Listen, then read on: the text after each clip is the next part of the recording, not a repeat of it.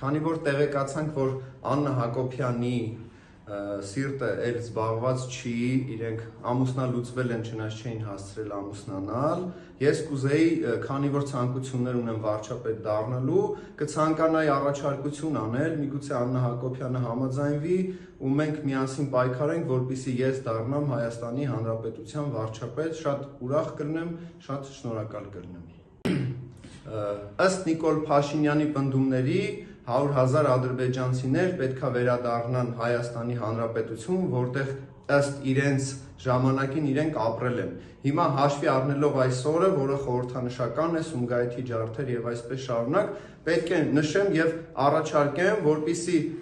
մեր 800,000 քաղաքացիներ, ովքեր որ ապրել են Բաքվում եւ հարակից շրջաններում, վերադառնան իրենց պատմական հայրենիք, այսինքն Ադրբեջանի ներկայիս հանրապետություն, որտեղ որ ապրել, աշխատել եւ